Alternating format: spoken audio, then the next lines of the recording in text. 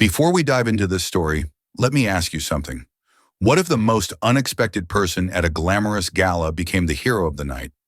Stay with me until the end because this tale will leave you stunned. And hey, don't forget to hit that like button and subscribe to the channel right now so you never miss stories that move your heart and stir your soul. The chandeliers glimmered above the ballroom like falling stars captured mid-descent. The gala was the city's grande. "Step away from my daughter," the old man barked, loud enough to cut through the violins. As if Daniel hadn't suffered enough indignity for one night. A janitor dancing with Clara Sterling. Scandalous, right? What they didn't know, what he didn't know, was that Clara was the only one who saw him. Really saw him. Not as a ghost gliding between glittering tables, but as a man. A kind one at that. He only wanted to give her a moment of simple joy. A waltz. But Sterling, that titan of industry, only saw a threat. A secret, buried deep, was about to claw its way to the surface. Something about Daniel, something Sterling desperately wanted to remain hidden. He thought Daniel was nothing. Oh, how wrong he was. They have no idea how her quiet kindness will change everything. And at the farthest edge of the hall, almost hidden behind the marble pillars, stood a man who didn't belong. His name was Daniel Hayes, 42 years old, a single father, and a janitor by profession. He wasn't on the guest list. He was there to work. His job was to keep the bathrooms polished, the halls spotless, and to slip through the glittering world unnoticed, as though he were invisible. But Daniel wasn't just a janitor. He was a father raising his only daughter after his wife passed away years ago. Life had been cruel, weighing him down with bills, late nights, and silent battles. Yet despite his worn shoes and calloused hands, he carried something few in that ballroom could claim. Dignity and a quiet kind of strength. As he moved across the floor with a mop bucket tucked discreetly into a corner, his eyes flickered to the heart of the gala. A young woman in a pale blue gown, standing by herself. Her name was Clara Sterling, the CEO's only daughter. She was 23, graceful, with dark brown hair cascading in gentle curls to her shoulders. But unlike everyone else in that brilliant hall, Clara did not take in the shimmer of lights or the colors of gowns. She was blind.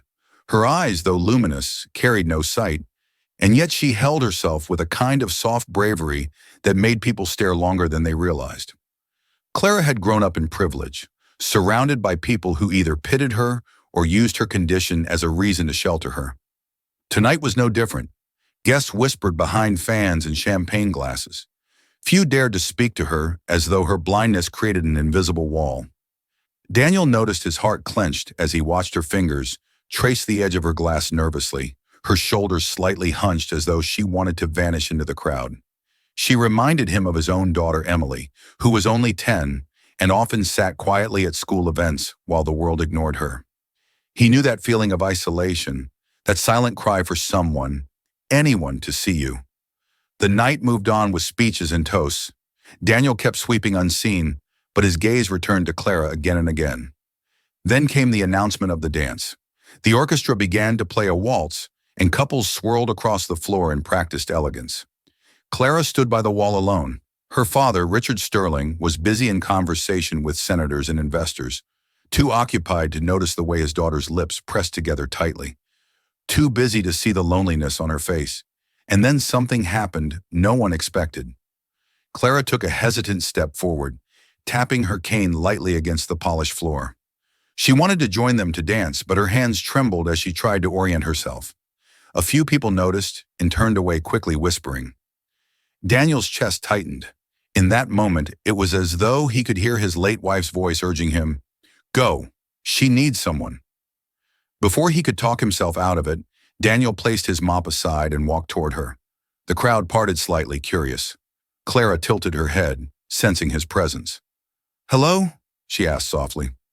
Daniel's voice was steady, though his heart pounded. "May I have this dance?" Gasps rippled across the room. A janitor asking the CEO's daughter to dance, faces twisted in judgment. Some amused, others scandalized. But Clara didn't see their reactions. She only heard the warmth in his voice, the lack of pity. Slowly she nodded. "Yes," she whispered. Daniel offered his arm, guiding her gently onto the floor. The music swelled, and together they began to move. He counted softly under his breath. 1, 2, 3, 1, 2, 3, so she could follow. His movements were careful, protective, yet graceful. Clara's lips curved into a small smile as she realized she could trust him. For the first time that night, she felt seen, not for her blindness, but for herself. The ballroom grew silent. Whispers stopped. Eyes followed them as they glided across the floor. The janitor and the CEO's blind daughter. A moment that should have been impossible, but somehow it was beautiful. Clara laughed softly as she spun, the sound light and pure, and Daniel found himself smiling too, forgetting his role, forgetting the stares. But not everyone was silent. Richard Sterling finally noticed. His face hardened, his jaw clenched. The sight of his daughter dancing with a janitor burned his pride. Yet he didn't move. Not yet. He simply watched, his eyes unreadable. As the dance ended, applause erupted, not polite, but genuine. People had been touched by what they saw, though many would never admit it aloud. Clara squeezed Daniel's hand. "Thank you," she whispered, her cheeks flushed with happiness. But Daniel didn't know that behind the applause, behind the glittering mask of wealth, a storm was brewing. Because Richard Sterling held a secret, one that tied him to Daniel in a way that would shock every soul in that ballroom before the night was over. The applause faded, but the tension in the room thickened like smoke. Clara stood beside Daniel, her hand resting lightly on his arm, smiling as though she had just been given the gift of sight itself.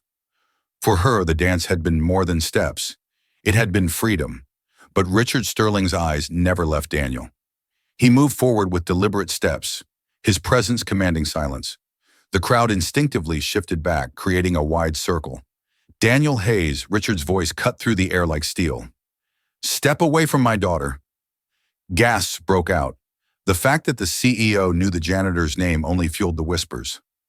Daniel's face pad, his hand tightening around Clara's before he gently let go. "Sir, I didn't mean any disrespect," Daniel said quietly. "She looked like she needed. Richard's voice rose. She needed a janitor to make a spectacle of her in front of senators, investors, and dignitaries. His words were sharp, laced with humiliation. Clara flinched, her smile fading. "No, Father," she interrupted firmly. "I needed someone to treat me like a person, and he did." Her voice carried across the hall, soft but unwavering. A murmur of surprise swept through the guests. Daniel bowed his head slightly. "I'll leave," he said. His pride wanted him to stay, but his daughter Emily's face flashed in his mind. He couldn't afford to lose this job. He needed it to provide for her. So with quiet dignity, he turned to step away. But Richard's words stopped him cold. "You think you can walk away so easily? Do you think I don't know who you are?" The room held its breath. Daniel froze slowly, turning back. "What do you mean?" Richard's jaw tightened. His eyes burned with a mix of anger and something else. "Fear. Tell them. Tell them why I know your name. Tell them the truth." Confusion rippled through the crowd. Daniel's brows furrowed. "What truth?" Richard's voice cracked like a whip. "Because your daughter, Emily Hayes, is my granddaughter." The room erupted in shocked cries. Clara gasped, her hand flying to her mouth. Daniel staggered back as though struck. "What are you saying?" he whispered. Richard's face was carved in stone, his eyes glistening with a storm of emotions he could no longer hide. "Years ago, before you married, before you became this janitor, my company made decisions that destroyed lives. One of those lives was your late wife's family. And when she sought help, when she begged me," his voice faltered. And for the first time, Richard Sterling seemed less like a titan and more like a man haunted by guilt. "She was my daughter too, which makes you family." The silence that followed was deafening. Clara swayed, her hand trembling as she reached out blindly. "Daniel, is Emily really my niece?" Daniel's throat tightened, his heart thundering. I never knew. She never told me." His voice cracked. "I thought your father hated me because I was nothing, because I was poor. But all this time, the gala was no longer a celebration. It was a stage for revelations that shattered illusions of wealth and power. Richard fell silent, his face ashen.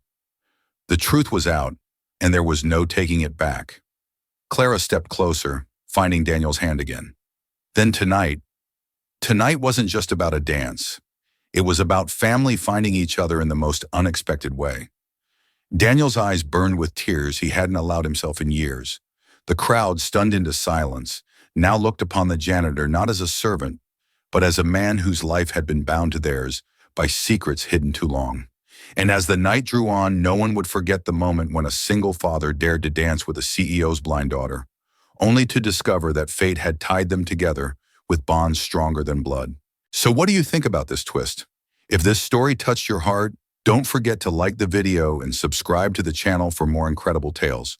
Trust me, you don't want to miss what's coming next.